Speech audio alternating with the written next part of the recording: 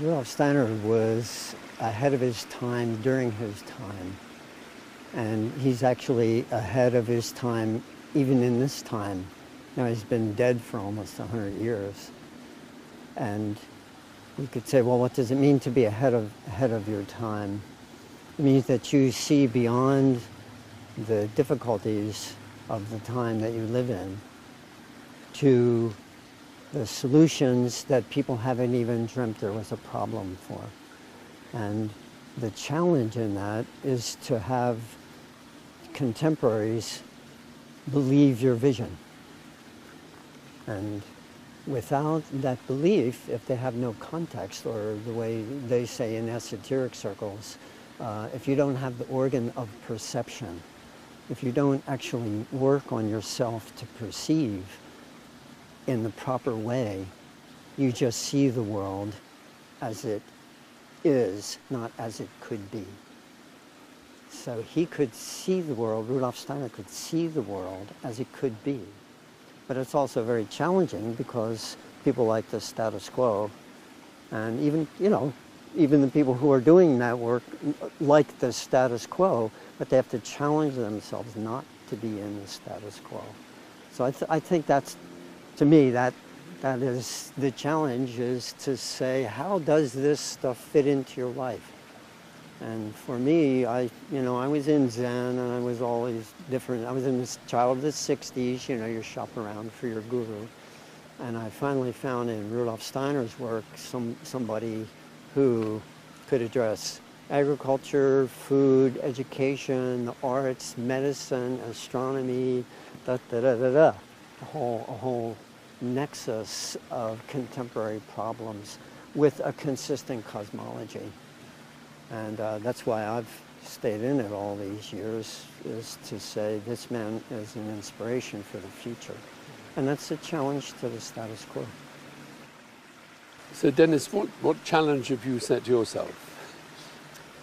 Yeah, what challenge? There are actually, to my understanding, there are actually two to do this work. And the one is the outer challenge, and that is to actually deal with the science of the day, to try to make an insight into the science of the day so that you understand the fundamental principles that science is working from. And there's a lot of abstraction in those principles. And so you have to kind of eat the abstraction, even though it's not quite so palatable. There's a kind of death force in the analytical way in which science is done.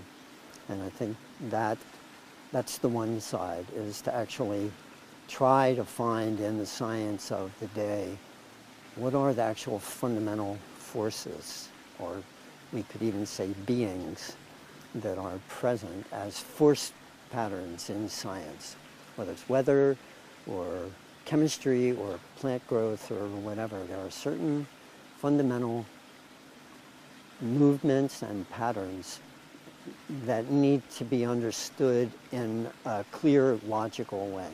That's one challenge. That's, we could say, the outer challenge. And then there's the inner challenge of, we could say, the temptation of knowledge, the temptation to power of knowledge, of inflation. And the inflation is that you think you know more than you actually do. And this is a path of knowledge, and the more you learn, the more you think you know. And so the inner challenge is letting go of what you know systematically, so that you can get to a state of inner silence about your favorite ideas. And if you can get to a state of inner silence about your favorite ideas, there's a death force in that for your favorite idea. Once you face that in yourself, that enables you to go to the outer side and see the patterns more clearly without the bias of your favorite idea.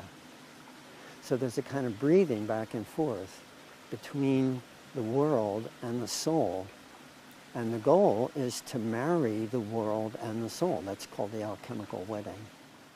So there's the lore about Rudolph Steiner and Goethe. If you Steiner edited Goethe's morphological works in Weimar when he was a very young man, and if you read those documents that he wrote that Steiner wrote at that time, there's this sense in them that he used Goethe as a kind of ladder to come down into the world. That there was something in the vision of Goethe, of the organic nature of the vision, that allowed Steiner's cosmology in him to come down and meet plants and minerals and things like that.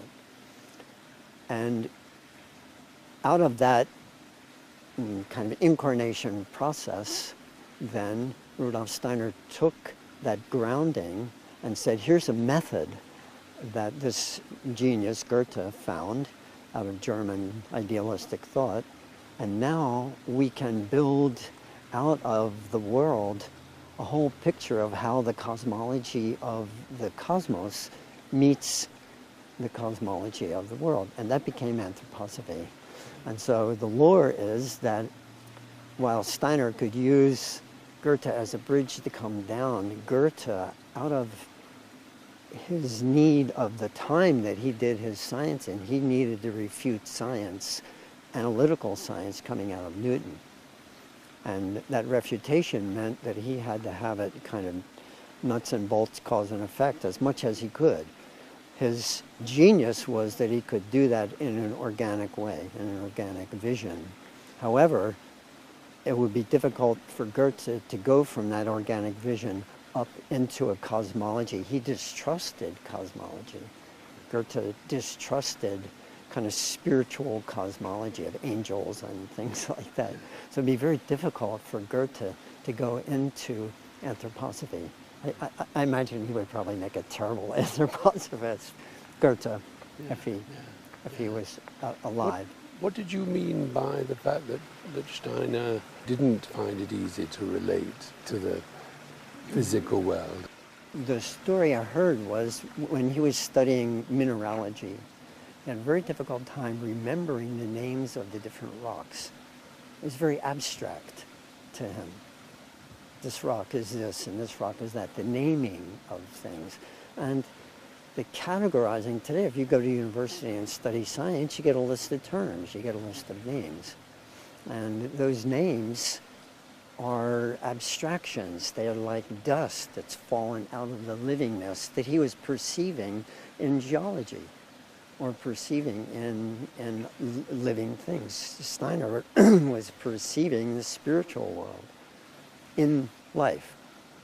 And so when he would have to memorize a list of names, it just seemed inessential.